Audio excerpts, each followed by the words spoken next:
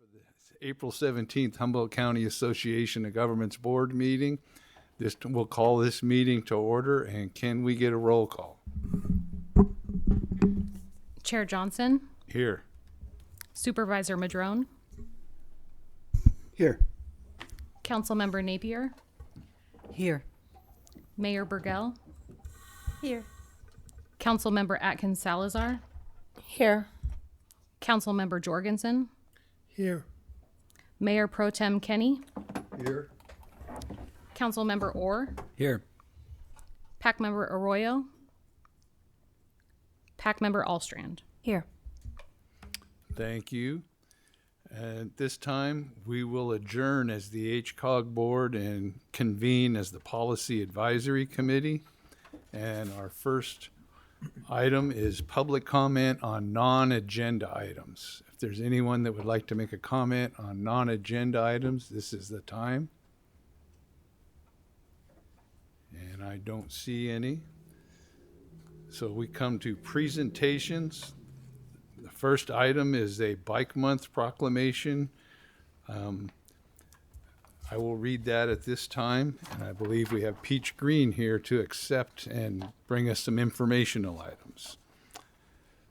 So, a proclamation of the Humboldt County Association of Governments Board of Directors recognizing May 2025 as Bike Month Humboldt. And whereas bicycling is part of the solution for addressing transportation needs, such as increasing mobility for youth and other people who do not drive, providing low-cost transportation options, and increasing access and connectivity while reducing traffic congestion.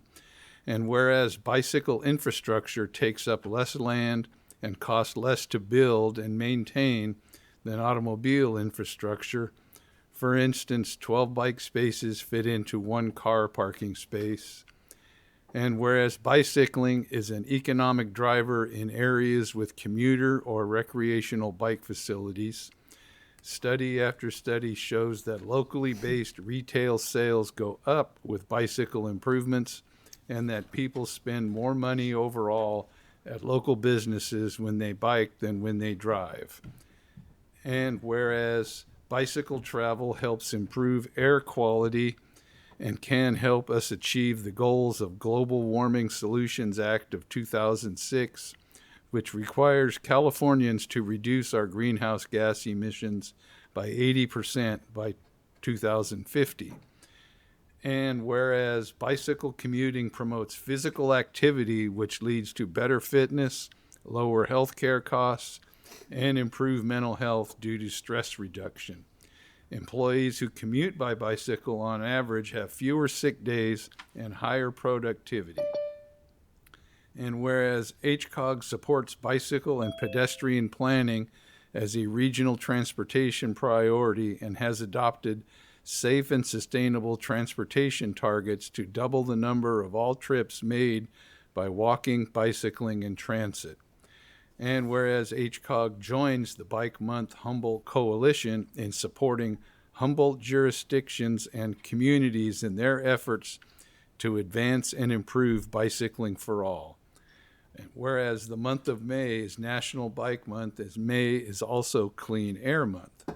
Now, therefore, be it resolved that the Board of the Humboldt County Association of Governments finds increasing bicycle use is in the local, state, national, and global interest, and proclaims May 2025 as Bike Month Humboldt, encourages member jurisdictions to adopt similar proclamations supporting Bike Month, and urges residents and visitors to participate in Bike Month events and other activities that contribute to the health and vitality of the community and environment. And I believe Peach Green is here. Thank you to the Humboldt County Association of Governments. I accept the May is Bike Month proclamation on behalf of the Humboldt County Department of Health and Human Services Public Health Branch in the Healthy Communities Division. I'm a health education specialist in the Physical Activity and Nutrition program, and my name is Peach Green. Public health supports active transportation projects in the community and participates in local efforts focused on promoting active transportation. Our county has many community partners dedicated to this work. Encouraging active modes of transportation improves public health. When more people walk and bike, communities experience safer streets, a stronger sense of community, and reduced traffic demands. Both walking and cycling are great ways to be physically active and are linked to improved mental health. Public health provides training, support, and technical assistance to schools and community partners wishing to promote active transportation. There are several community events happening during May is Bike Month that we hope you can join. For a full list and all the details, you can visit bikemonthhumboldt.org. There will be a calendar of events as well as the poster with some good details on there. Throughout the month of May, there will be special deals at bike-friendly businesses. For a full list, go to the website, bikemonthhumboldt.org. You can join the Bike Month Challenge May 1st through 31st by signing up on the Love to Ride app. You can track your rides, provide feedback to bike planners, and even win prizes. Group bike rides will be taking place throughout all of May. There will be mural rides in Old Town and Manila, several pancake rides in Blue Lake, also Eureka, and a special ride with your public official in Arcata. CRTP is leading a bike audit in Eureka. No bike is required. There will be an Arcata Kids bike rodeo at Fuente Nueva Charter School. Kinetic Sculpture Race is happening Memorial Day weekend. And last but not least, the bike celebration will be happening at Jefferson Community Center and Park May 31st from 11 to 2. You can view the Humboldt's World of Bicycling. We will have exhibits, speeches, helmets for youth, Los Giles food truck, free bike tune-ups, games, a smoothie bike, and pedal-powered music with Ponies of Harmony. So lots of fun stuff, and we hope to see all of you there. Thank you. Well, thank you. Does anybody on the board have any questions for comments? Just a quick comment, Mr. Chairman. By pleasant coincidence, I happened to ride my bike a little over 12 miles today, which is much further than I've been riding lately, and I feel great. So, I'm happy to support the proclamation. Any other? Well, thank you. And thank you. And at this time, we come to our next item, the presentation of the fiscal year 23-24 TDA audits, fiscal and compliance. And Mr. Keith Borges is here from the Anderson, Lucas, Somerville, and Borges. Yeah.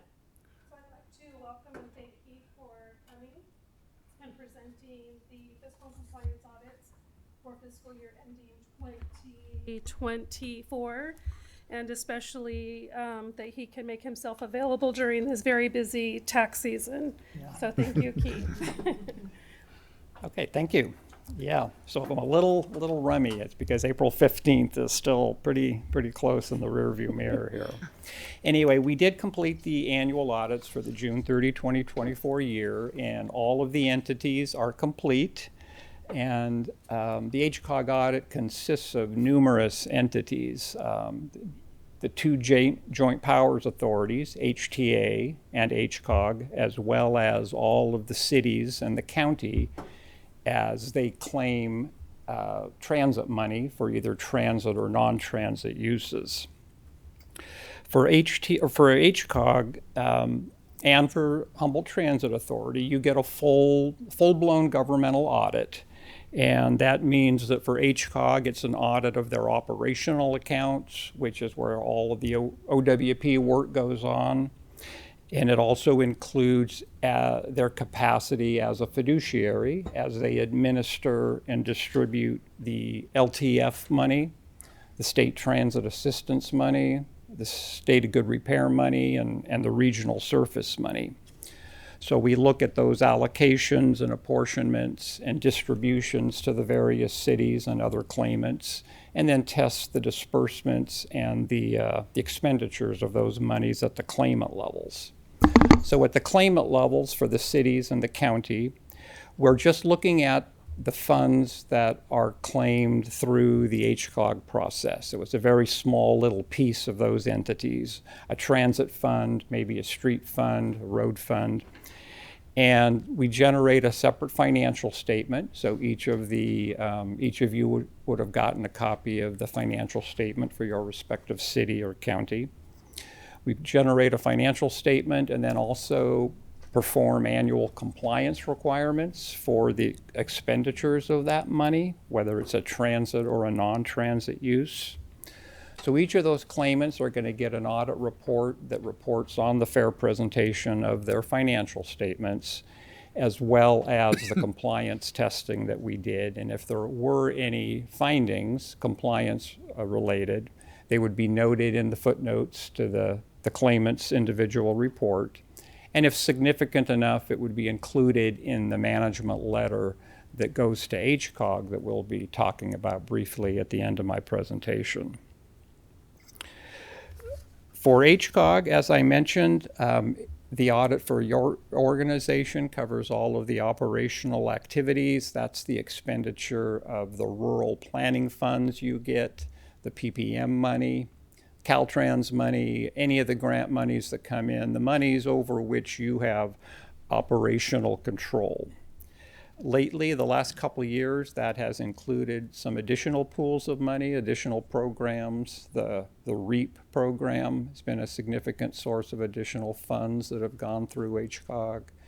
The TERSIP program was a new one, and I believe starting in the new fiscal year, the SB1 monies. So a lot going through the HCOG accounts. Now, as a typical governmental entity, your financial statements are prepared and presented in accordance with governmental reporting standards. And that means that there's two different presentations. There's one on a full accrual basis, known as a government-wide statements. And those are pretty abbreviated. I think there's only two pages of your report for those. And those are where the activities are presented on a full accrual basis and where we recognize the liabilities, the full liabilities that the entity has. That's where you're going to see your GASB 68 pension liability, that big number, as well as the other post-employment benefits liability that HCOG has, which is for the retiree health benefits. Those are on pages, I think, 5 and 7. The governmental financial statements, which are the more traditional set of statements, those are going to be on pages 9 through 16. Overall, HCOG, we did render an unmodified opinion, which is good. That does mean that the financial statements there are presented fairly in accordance with governmental accounting standards. This year, with that full accrual accounting and the adjustment of the GASB pension liabilities, overall, that number went up about $300,000. And the GASB liability comes with some associated, what they call deferred inflows and deferred outflows, because it's all about the timing of when expenditures are made versus when they get recognized in your financial statements. Your normal financial statements are on the governmental method, which simply means we report the money that came in and what you spent that year. But for the full accrual presentation, we have to recognize these accounting, in the accounting world, these liabilities and these associated items. So overall, the combination of the GASB liability and the inflows and outflows went up about $300,000 this year. The year before, they went up about $80,000. But essentially, the change in your unrestricted deficit, you actually show a deficit on the full accrual statement. The The change is almost exactly the 300,000 from last year to this year, which is not uncommon. In the governmental statements, your assets stayed about the same, $2.6 million, mostly in cash and receivables. And of that, the SAFE program accounts for $1.2 million of that. And that, again, is pretty comparable to the June 30 balance. It didn't change much. Operationally, the operational statement shows a large excess of expenditures over revenues this year. Last year, it was the other way around. You had a surplus of almost 400,000. And again, that's where it's about the timing of when the money comes in versus when it's spent. Last year, you took in some of the grant money, the REAP grant money, and it didn't get spent till this year. This year, over 700,000 is being shown as an expenditure for that REAP program. Additionally, the SAFE program had a very large capital expenditure in the June 30, 24 year of over $200,000. So again, there typically is good, significant swings where one year on the books it looks like you have a profit and the next year you have a loss. But overall, the unrestricted fund balance for HCOG, as in its governmental accounting world, is still in this around $630,000. Last year it was $660,000. So it's pretty stable from a standpoint of the available and unrestricted funds that HCOG has at its disposal. Then we also have a series of statements that cover the fiduciary fund activities. Again, just the money coming in from those various TDA and STA and so on programs where HCOG is acting as a conduit to get the money out to the claimants. Additionally, the audit report includes a section, a management's discussion and analysis section on pages 3 to 8, and that's where management provides a brief summary of the activity and results for the year. There's also expanded footnotes that cover some 12 to 14 pages, which again are required disclosures for any governmental entity. Covers the various accounting methods and different things that have to be disclosed. A large portion of those pages do deal with the PERS, the GASB 68 PERS disclosures and so forth. And then lastly, there's 5 or 6 pages of supplementary schedules that provide some details to the TDA program and the STA program and so on. That's the bulk of the audit itself for HCOG. Additionally, every year there's a few other required communications that are in any audit that are required to be made, and we include those in what we identify as our management letter, which is a separate item. And it covers the required disclosures to HCOG. One has to do with if there were any findings, and we will talk about those shortly. And the other required communication is an annual one that is made to management that it's a standard format, but it discloses or discusses whether there were any issues that we had during the course of the audit with management, if we came up, had any difficulties with getting answers, getting information, and so on. And that was certainly not an issue and not a case. So that is noted in that letter, that everything that we needed to have to complete the audit was provided for us. And then the third part of that management letter is where we do go over the findings that come about during the course of our audits. And that would be any of the compliance items, either at the claimant level or for HCOG. Our letter typically takes a format where we address the status of prior year's findings and indicate whether anything still needs to be done, and then a section for any findings during the current year. Going through the prior findings, and these are going to be very familiar to those of you who've been on HCOG's board for a while, the two most common findings or the two most significant compliance areas we look at are for the transit providers, and that's their fund eligibility and their fare box ratio. The fund eligibility compliance test is a measure of how much of their TDA funds did a claimant get compared to how much they needed to operate their transit system. So we look at the operating costs for the year, less the fares they collected, less funds they received from any other source, whether it be state transit money. Sometimes there's governmental operating assistance a city can get. There was a lot of COVID money at one point. But in any event, it's a mathematical computation that says based on your operating costs and the other funding you received from other sources, there's a limit to how much of your own TDA money you should be claiming for transit purposes. So we go through that calculation for all of the transit providers each year. Last year, the city of Arcata, because of receiving a large amount of ancillary funding, operating funds from other sources, had an excess calculation of $182,000. And typically there are 3 methodologies for resolving that excess finding. One, it can be returned to their TDA fund, and it's their money. It just goes right back to their own pool.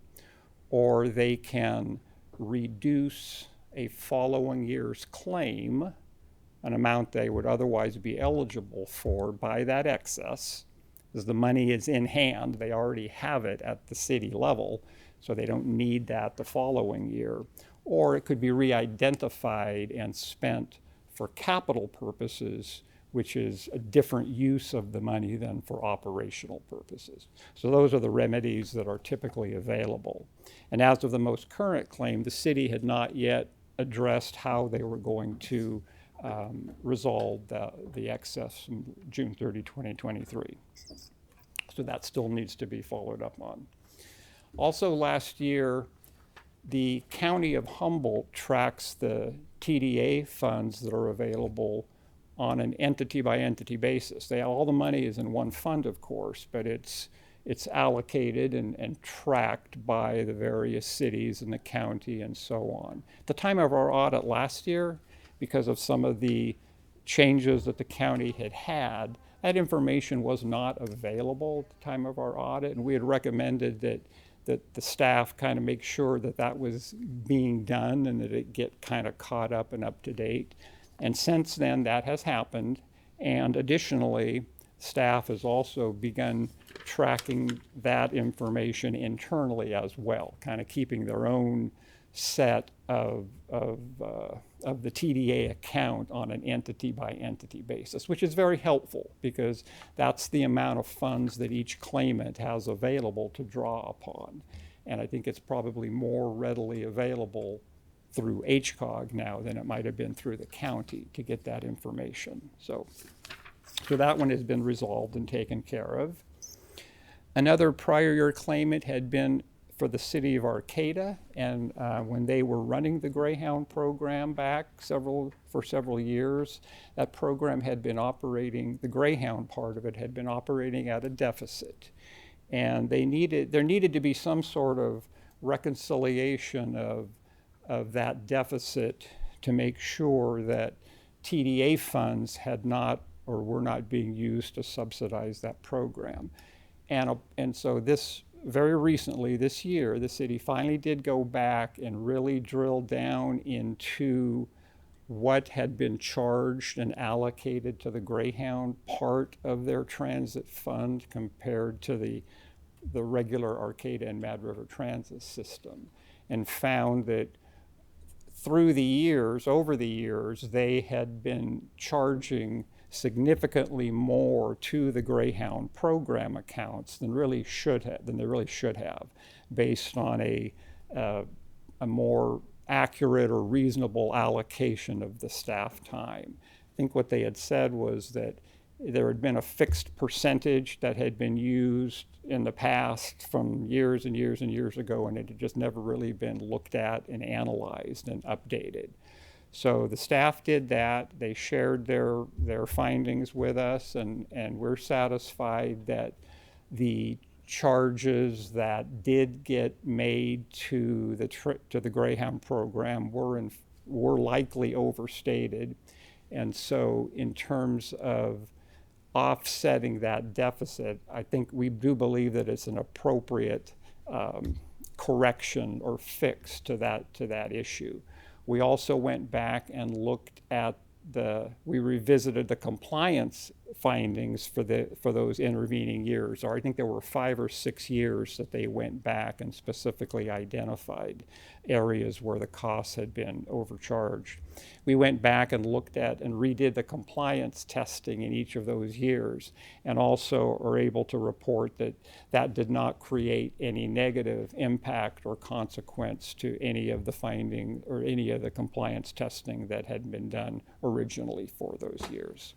So from our perspective, we feel that finding can also be resolved and removed. Another prior finding was City of Fortuna has had a difficulty meeting their fare box ratio for several years now. So the prior finding had been that they hadn't met it in June of 23. The normal penalty phase of not meeting your fare box ratio has been waived because of the COVID situation, and I believe that waiver continues through at least June of 25. So there's really nothing to do on that particular finding. We also had noted through the years that statutorily there was an April 1st filing date that the claimants were supposed to submit their annual claim to HCOG for purposes of letting them know where and how much funding they wanted. And that date was rarely met.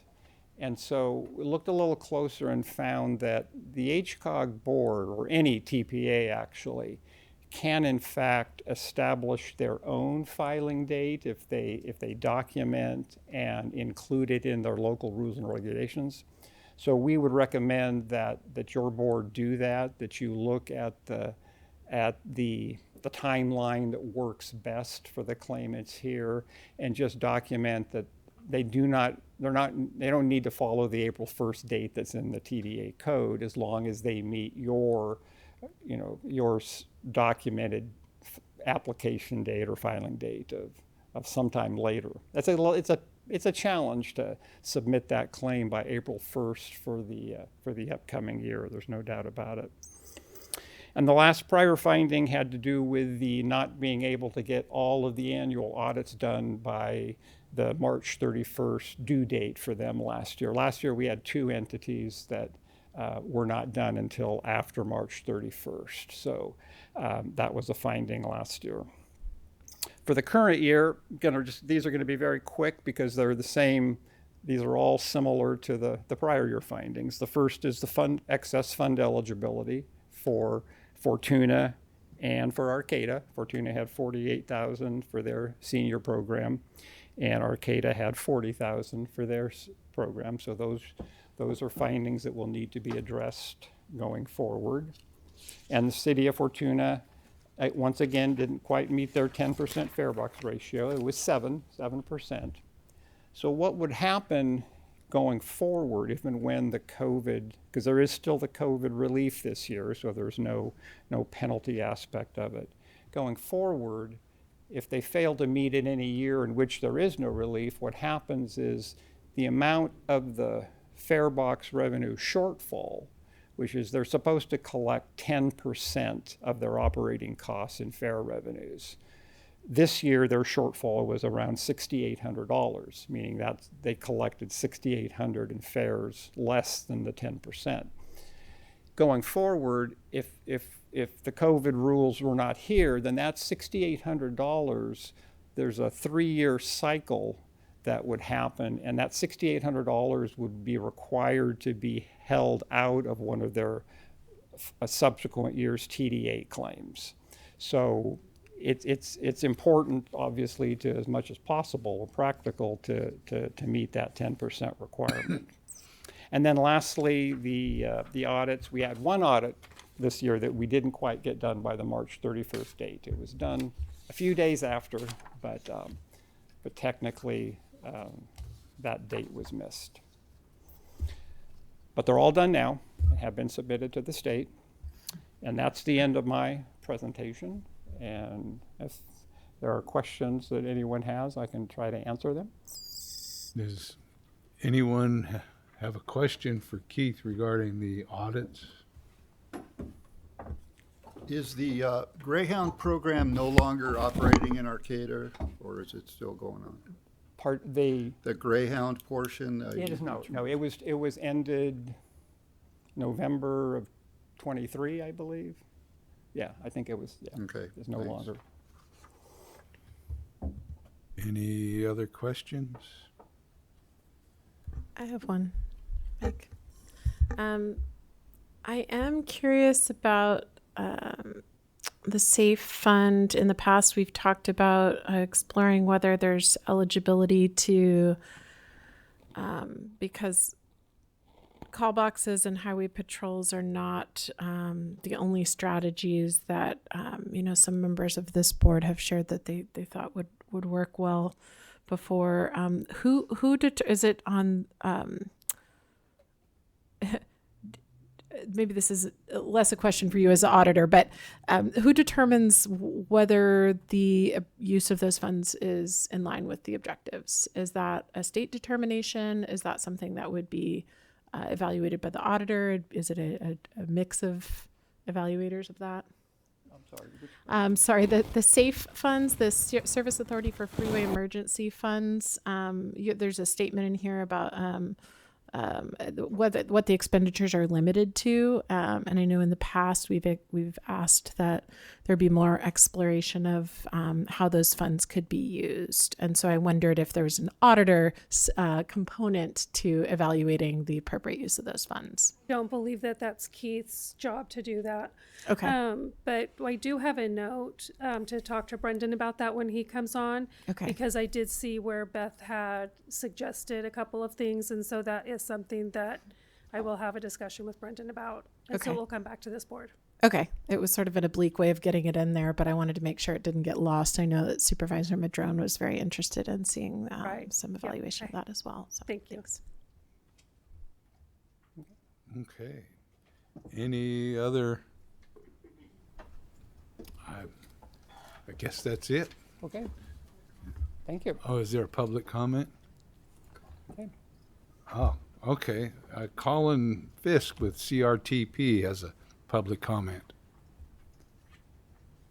Yeah, good evening. I not an accountant, so you'll have to forgive me if I get this wrong, but just wanted to comment that it's my understanding that although it's been the practice traditionally for HCOG to distribute the TDA funds to all of the the county and all of the cities for them to then distribute it further to the transit agencies, that part of it is not necessarily statutorily required, and it could just go directly from HCOG to the transit agencies. And if that is the case, maybe that would help simplify future not only audits but just the administrative burden of getting that money out to begin with. Thanks. Okay. Thank you. I see some notes being taken on that. Any other, no public comment, no comments from the board? Well, thank you, Okay, Keith. thank you. And once again, you've done a remarkable job with, especially during tax time at the same time. So Yes. thank you. Thank you. You're welcome. And this is Keith's last time doing Yep. audits for HCOG for now. I know. So we've been finally timed out or termed out, and they'll have a new auditor. We're working on where we will still possibly be involved and work with HCOG, being able to use some of our lengthy experience and knowledge in working as a contract CPA ahead of the new auditor coming in. So, Yes. so that would be, I think, is a good way to transition to a different role. Well, I understand they're from out of the area, so they would probably love to have your help. Yeah, it's likely to be a different process than what they're used to. So I think us being the ones who were involved for so many years, being able to help with that transition makes good sense. We're happy to do that, as long as it's after April 15th, and it will be. Understood. Thank you. Okay. Thank you, Keith. Okay. Moving on. So at this time, we come to the consent calendar, and we have we have 3 items. Approval of the. Mike, we still have, oh, I'm sorry. Never mind. Just kidding. Well, we do have a statement to be made regarding receiving and filing the audit from the Anderson, Lucas, Somerville, and Borges. So then we come to the consent calendar, approval of the meeting record from March 20th, the City of Trinidad's fiscal year 24-25 LTF claim, and a 2025 TDA Article 3 bike and ped allocation request from the City of Arcata. Would anyone like to pull anything? Is there any public comment on the consent calendar items? I don't see any coming. I don't see any here. Can we get a motion for the consent calendar approval? Motion approval of consent calendar. I'll second that. Okay, we have a motion and a second. A voice vote. All in favor? Aye. Aye. Opposed? None. So thank you. And there were no items removed from the consent calendar. So we come to PAC action items, the first being the 25-26 unmet transit need report of findings.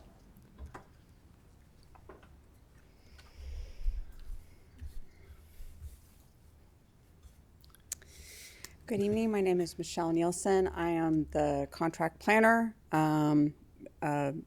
that prepared the report of findings in consultation with many partners, and namely the HCOG staff. And then I did also consult with not HCOG staff, with under the direction of HCOG, and then there was consultation with the transit operators as well.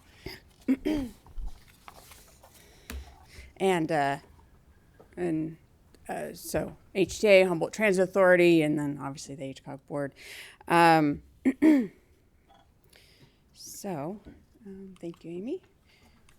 So just kind of a review of what are unmet transit needs, because there's kind of 2 components. There's does a transit request that was received during the process, is it an unmet transit need, and then is it reasonable to meet? And so those are kind of the process of processing that input. So starting with the unmet transit needs, this definition was recommended by the SSTAC and then ultimately adopted by the HCOG board in December 2023. At a minimum, requested trips from residents who do not have access to public or specialized transportation or private transportation services, or trips that are requested from residents who do not have the resources to travel to medical care, shopping, social activities, school, education, employment, or it could also be proposed transportation, specialized transportation, private transportation services that are identified in a regional transportation plan. And also there's sufficient broad-based support from the persons who are most likely to use a service on a routine basis. And the established threshold is 2 persons have expressed that there's a transit need, and that there's common, like commonality with respect to like the transit service, RTS, ETS, and that the frequency. So there's some intersection. Okay, and just making sure I go over everything. And so the reasonable to meet criteria. So each request that is found to be an unmet transit need is then evaluated to determine if it meets the reasonable to meet criteria. Again, this was adopted by the board.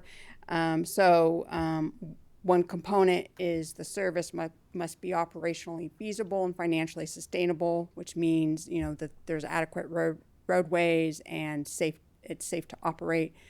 Sufficient funding available for identified funding sources to cover the service's marginal operating cost for at least 3 years.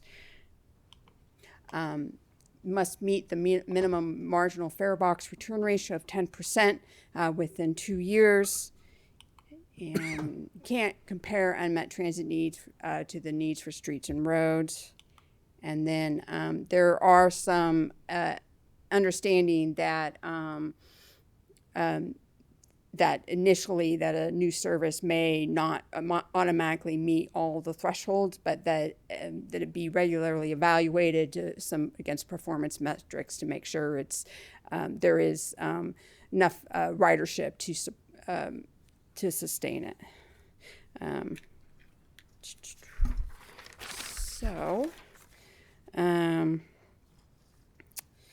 then in terms of, we'll go to this, but I didn't have a good slide. I should have put something in the middle here. But in terms of the public outreach that was done in fall of last year, there was a total of 9 notice public hearings that were held.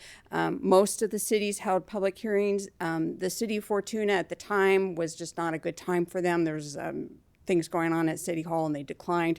However, the city of Fortuna, the staff posted flyers to advertise the other hearings. There was an available online survey, and that was part of the advertisement as means for folks to give input. The HCOG board public hearing is one that is required. The other ones with the jurisdictions it's great to have them, but they're actually not required. So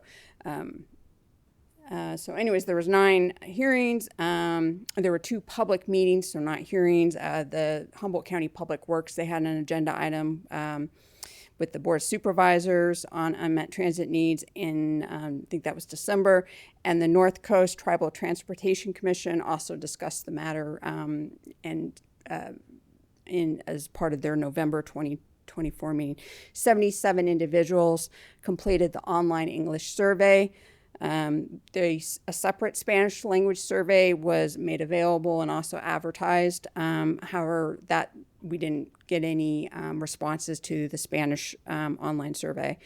And then to help alert the public about the process and the availability of the survey, HTA ran advertisements on their in-bus electronic message boards. And then also HCOG staff coordinated with College of the Redwoods, and flyers were posted at CR. So should have had in between slide. So these first 2 here, these are in the report. Let me just walk through a little bit. The number corresponds to the finding in the report, that number. And then on the later slides, you'll see in brackets a number after, and that's the number of comments we received. These first 2 here are input that we received, but they were not found to be an unmet transit need. So one was that the request that was received, RTS span of service changes to provide service later in the evenings on weekdays.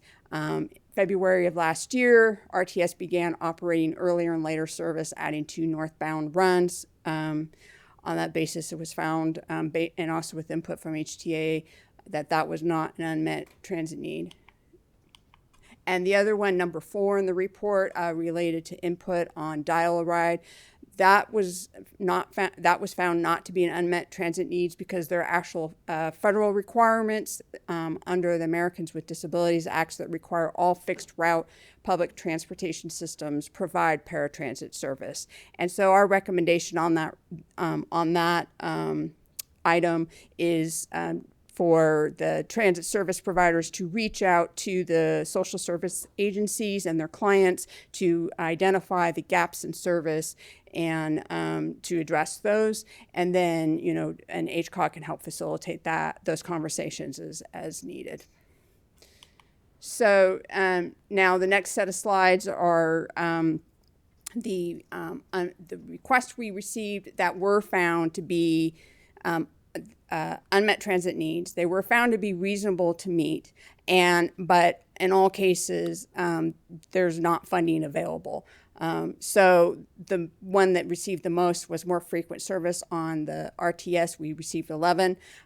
So we ended up focusing on the Arcata North service because that currently operates with an 1 hour headways. Arcata North, I'm so starting like Arcata up to airport and up into Trinidad. HTA is in the process of implementing microtransit for Arcata North and to improve that frequency and to increase the headways. And the estimated number of daily riders is 153 folks. Would definitely exceed the fare box ratio estimate at its estimated 21%. The reason it was identified as unmet transit needs is this microtransit. It's a pilot project and it's being supported by REAP money. It's temporary. It's not funding that would likely convert into being sustainable to sustain this service. So in terms of the reasonable to meet part of the financial part of it, it doesn't meet that. So that was found to be it was found to be reasonable to meet, but there's not funding available. All the HCA doesn't have any other available funding and no funding in the pipeline at this time to continue operation of that. The third would be express service on RTS. We received a lot of comments on that. It would exceed the fare box ratio of 10%. However, the operational cost is over $460,000, and 2 new buses would need to be procured to run that service. And again, the funding. I might sound like a broken record saying that again and again. So that was why that finding was made. More frequent service on Arcata Mad River. There was discussion about this item at the SS TAC because the Arcata Mad River did initiate operation of the Green Gold fixed route, and Cal Poly Humboldt provides operational funding. It does run in the morning. And then pauses and then runs again in the afternoons. It operates weekdays when Cal Poly Humboldt is in session.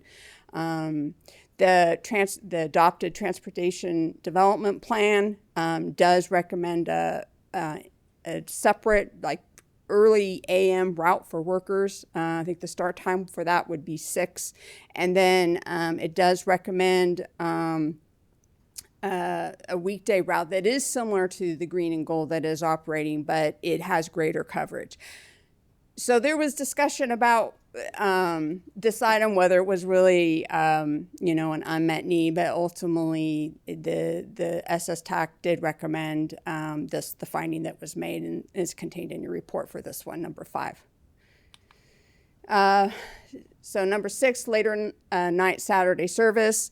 This is a repeat a need that comes as part of this process. So in the 2023-24 report of findings, it was found to be an unmet transit need and reasonable to meet, and a funding source they thought they had identified. However, it then came that the funding, which I have notes about, it was funding SB 125 and it's bridge funding. However, it turned out the funding could not be used for this later night Saturday service because the HTA ended up needing to use that funding to continue to maintain existing levels of service, or what they were already running. They needed those funds to fill gaps that they identified. It is noted that based on the data that the estimated fare box ratio is just barely over 10%. So yeah, but it was previously found to be reasonable to meet. Sunday service, over 200 riders would be our estimated 11% fare box return ratio, but it does, according to the information from HTA and other reports, the operating cost to do that would be $600,000, and that's reflects that the Transportation Development Plan recommends that implementing, because there's not a Sunday service being operated at this point, that not be operated alone on just RTS, because people wouldn't be able to further connect to their destinations. And so the TDP recommends that it be if it's launched, that it be operated on all routes, so people could have better connectivity to their destinations. Number 8 is to expand ETS service to Greater Eureka, specifically Merletown. The Green Route does service that area, but also services the Bayshore Mall and is a loop. And so the headway, there's the recommendation to increase the headway by changing to a hub and spoke model.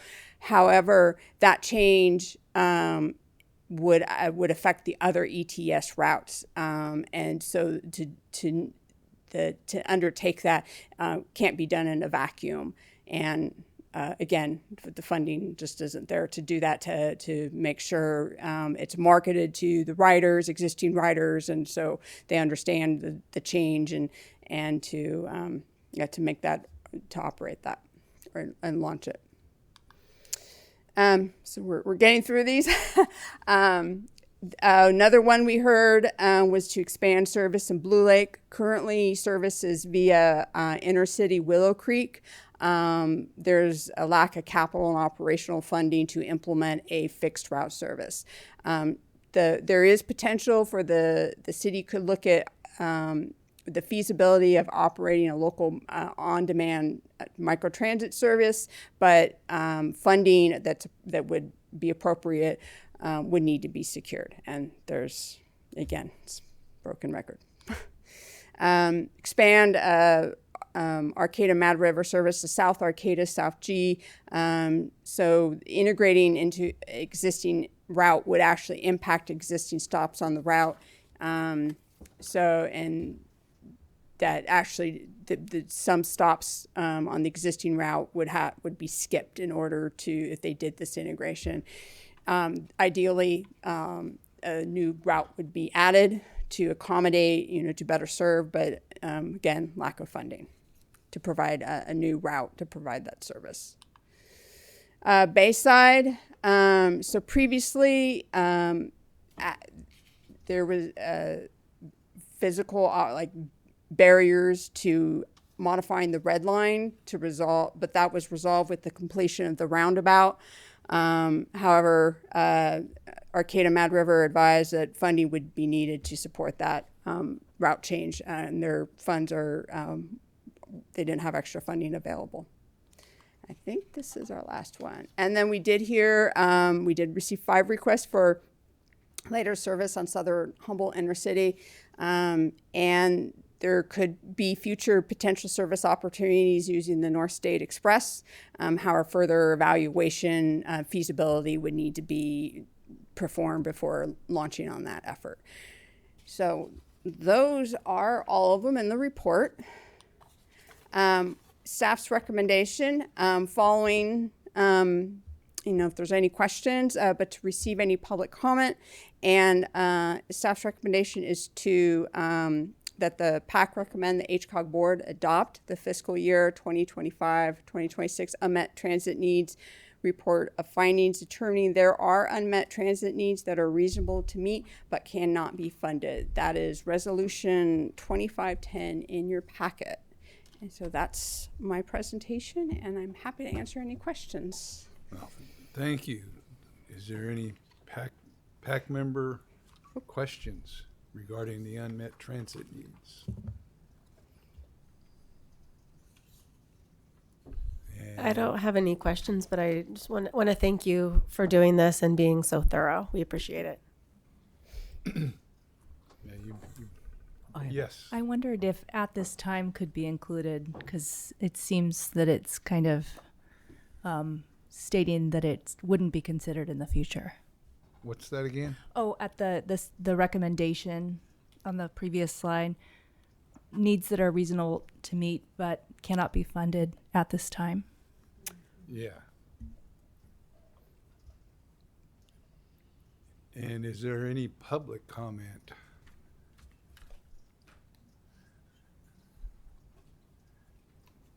One hand, Colin Fisk. I see Colin's hand up. Yes, sir. Hello again. Yeah, I think I appreciate all the effort that goes into this unmet transit needs process every year, and I think that presentation, gave you an idea of some of the many unmet needs that we have. I do always feel the need to emphasize that when we talk about unmet transit needs, with a capital UTN, it's a specific legal definition, definition of the statute, and then HCOG's definition, and there are plenty of other transit needs, that don't qualify for this particular list.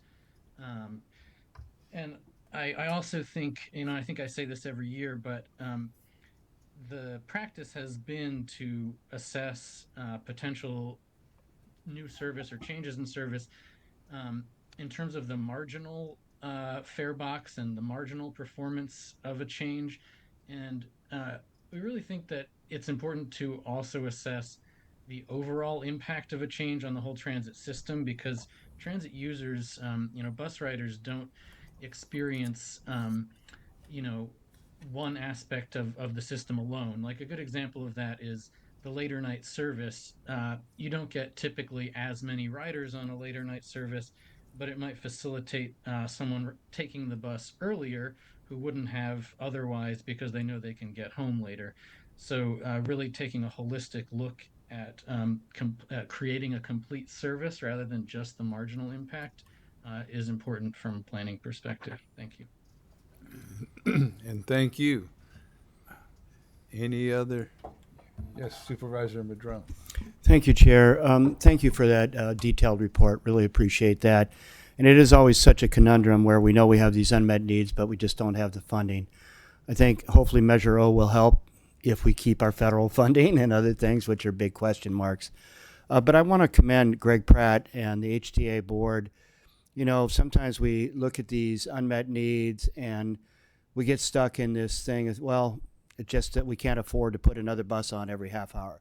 But what Greg's doing is looking at, as was mentioned, microtransit, using vans, 10, 12-person vans rather than the big buses for north of Arcata, like McKinleyville to Trinidad and West Haven, as a unique way to try and increase the ridership, which already, the fare box already looks good already, let alone if we implement this microtransit, which will be temporary initially as a pilot, but I think it has great potential in that area. So I really appreciate Greg and the board trying to look outside the box and figure out, okay, doesn't work at this level, but what if we use vans rather than 40-person buses or whatever they are? So I just want to commend them for that effort and look forward to seeing that one implemented. Thank you. And thank you. Any other? And don't see any hands up on the. And before we go to a motion, again, you had a suggestion for a change in the motion, not a change, but an addition to looking ahead that could be met in the future. Was that it? Yeah, just to not rule out the possibility that some of these might be met in the future. Okay. Can we get a motion? I would so move the motion that was recommended with that addition. Second. So we have a motion and a second and a voice vote. All in favor? Aye. Aye. Opposed? None? Thank you. And now we will, by motion, again, reconvene as the HCOG board and at the same time. Oh, I'm sorry. Yes, I saw transit and just automatically I went to unmet transit needs. So we do have transit needs, Humboldt County Roads 911 Emergency Response Measure O.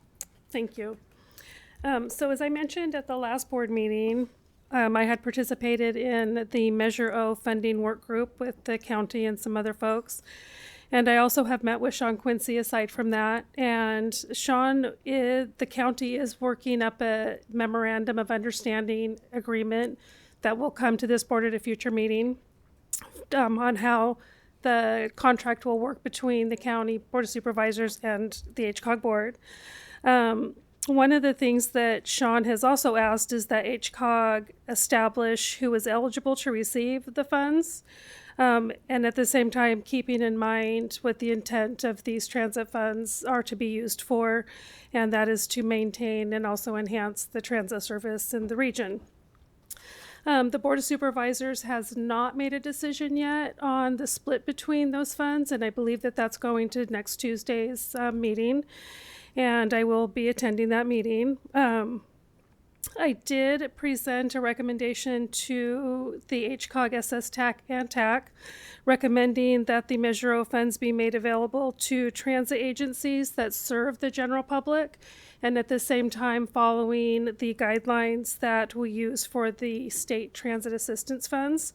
And my reason for doing that recommendation is given the number of unmet transit needs that we just listened to, and hearing these unmet transit needs year after year, and with the reason that they're not being met is because they can't be funded.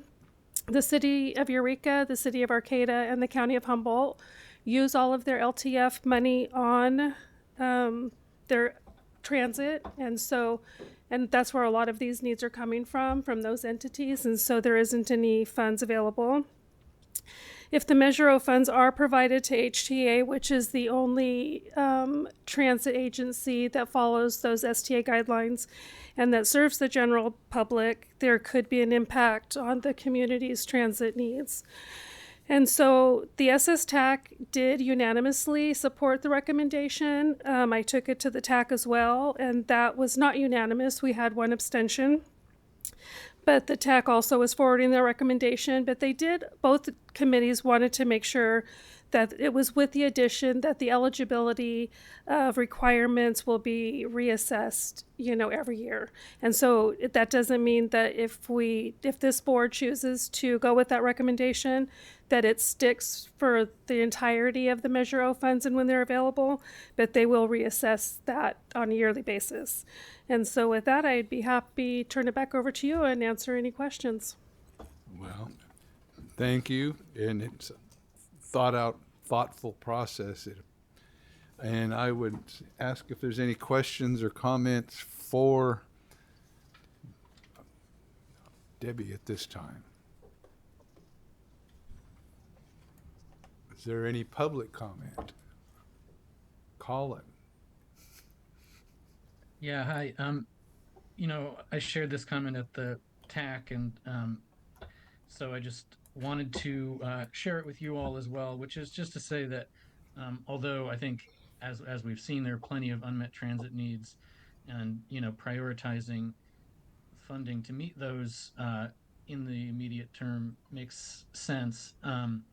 We do feel that we should maintain maximum flexibility for this local funding going forward, and try not to set any precedent of restricting it in the same way that state transit funds are restricted, because one of the benefits of having a local source of funding is that it doesn't come with strings attached, and it can be used in creative ways that are not subject to any of those restrictions. Thanks.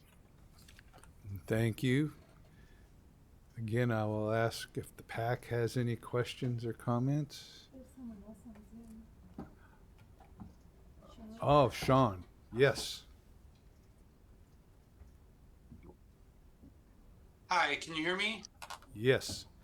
Hi, this is Sean Quincy with the county. And first, I just want to thank the HCOG staff for all of their work on this. It's been a really interesting process and surprisingly complicated process. So, thank you to Debbie and the staff for all of their work.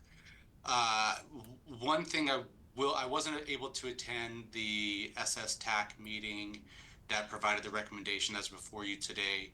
One thing I will say on the request to reassess the eligibility every year is that I know the long-term planning and predictability of this funding was an important factor. And one if the eligibility is reassessed every year and it turns into a grant program, that adds a lot of complexity and frankly administrative cost and time to the process. And if there was a grant process that was done with this funding, it would need to be likely done by HCOG, as that would go through the SS TAC committee. So whatever recommendation HCOG provides to the board on this, I would just keep that in mind. Some of this streamlining is really important in this process. Thank you. Again, I don't see any more on the public comment. Is there any here? Well, then we can ask for a motion and a second. I'll move, Mr. Chair, that the that the PAC recommend to the board to adopt the fiscal year 25-26 unmet transit needs report of findings with the resolution 25-10 determining. The wrong one there, buddy. We're on the measure of tax Oh, Item B. we didn't do a motion for the previous one? now. We did.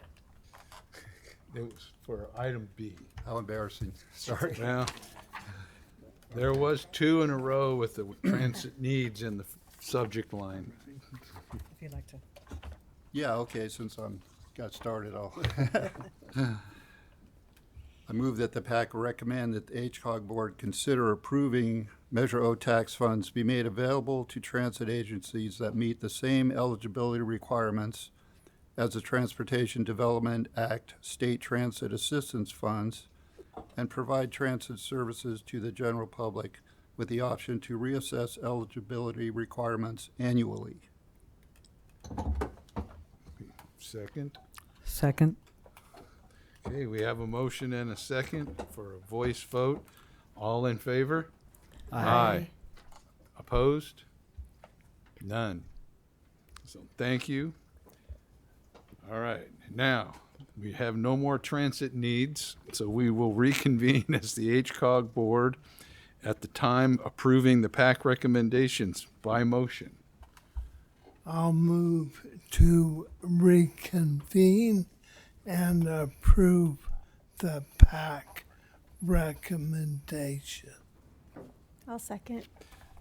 We have a motion and a second. All in favor?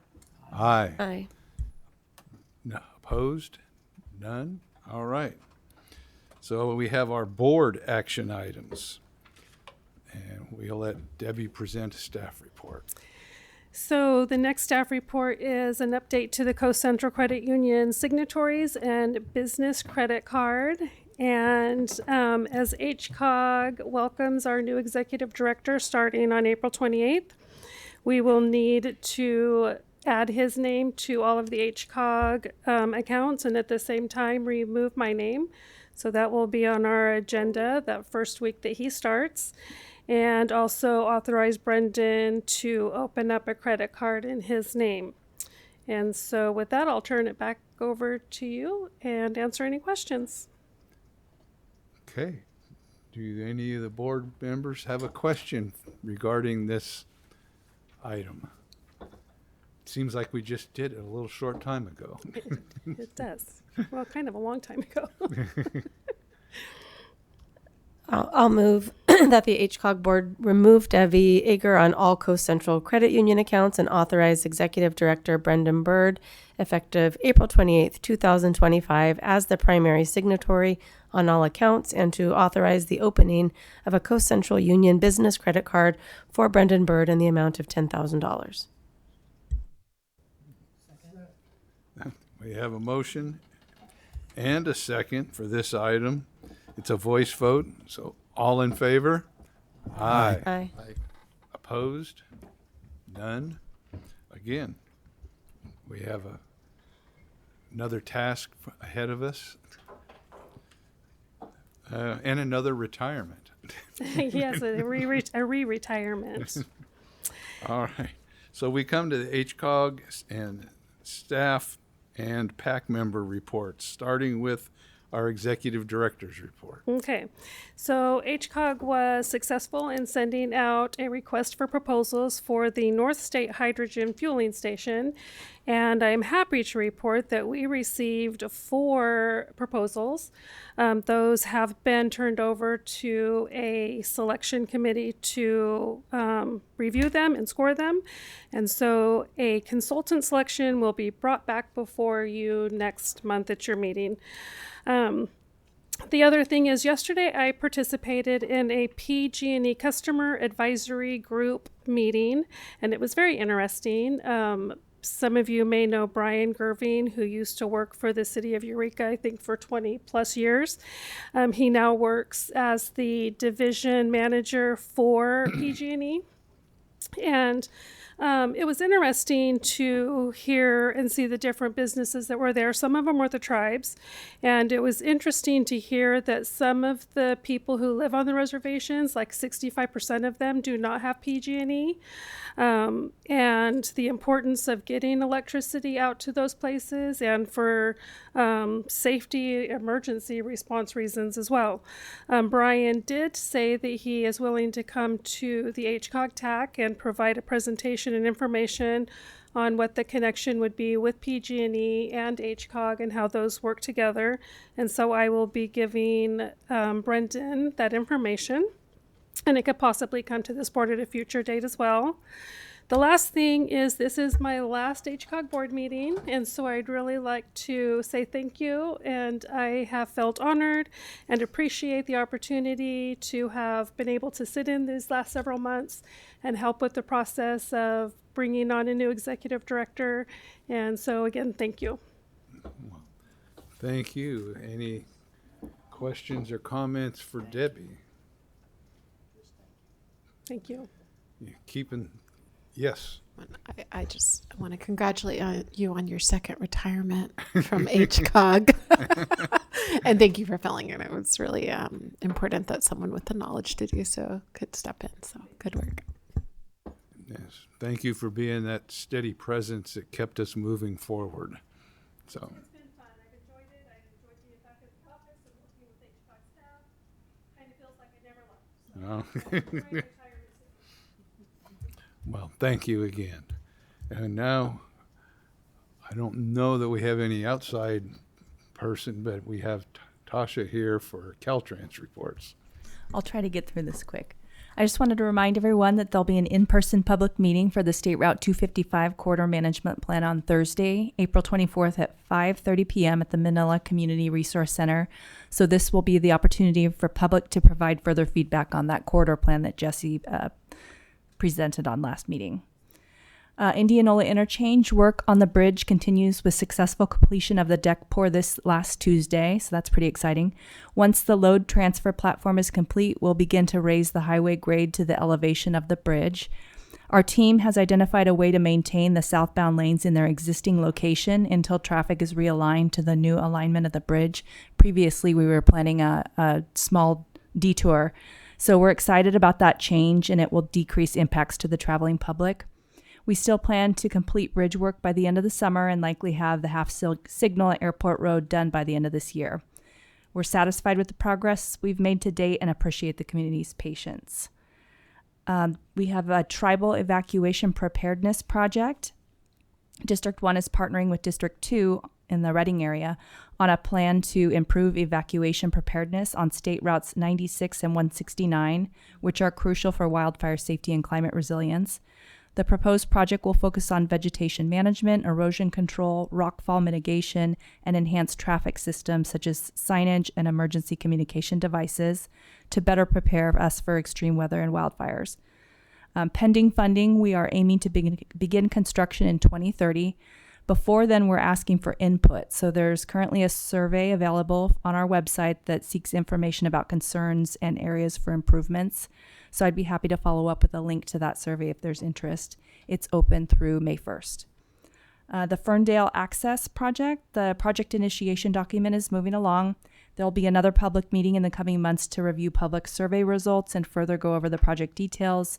And there's more information about that on the Caltrans engagement portal. And lastly, I gave each of you a Caltrans contact card. It's just a helpful little tool with some of links to the customer service portal and other good resources. So I have others. If you want more, I could bring more to the next meeting. You can share out. So thanks. Thank you.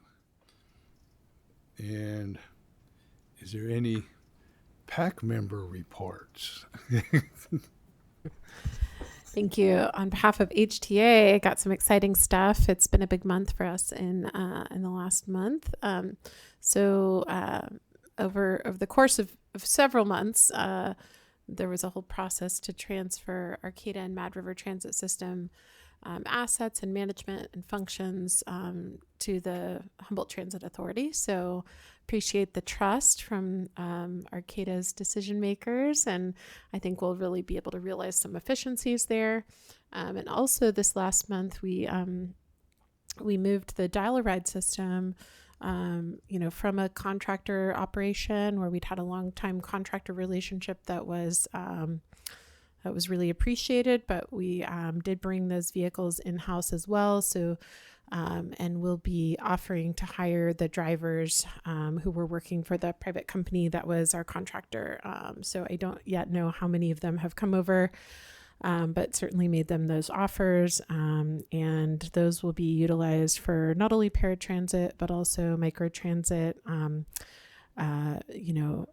throughout the community. So really looking forward to having just more, I sort of hate to say control, but in a way, having more control over the system, the drivers, the vehicles, and how they're dispatched. So just having that all in one organization is, I think, is going to lead to some real improvements. And we also did authorize free fares for youth and seniors on all of our systems between June and August, and then free fares for all passengers in July of this year. So we'll be promoting that. And part of this is to collect data about what some of the pros and cons are of having free fares. For our drivers, they don't have to handle money or deal with a lot of the interactions with passengers, at least as far as money. So I think there's some efficiencies that they appreciate there. But we also need to see, kind of what the outcomes are. So we have done this before, but this will be more data driven this time around to really look at what the results are. And lastly, I think we may have mentioned this before, but the hydrogen bus is here and it's bopping around on the road now, the official term. So, and it is also being fueled with hydrogen fuel at our facility here in Eureka. So it is a temporary fueler, but that was one part of our big Transit Intercity Rail Connect project funding, and it's stage one of many when it comes to rollout of hydrogen in Humboldt. But we do have one hydrogen bus, and our staff are learning about it. The drivers and maintenance workers are learning about it, and soon it'll be out there on the roadways, and you won't be able to miss it because it'll say all over it that it's our hydrogen bus. So it's very exciting, something very new for us and new for the region. So we're very proud. Well, thank you. Exciting stuff. Any other board member reports? Seeing none. I believe we've reached the moment of adjournment. So thank you all for being here.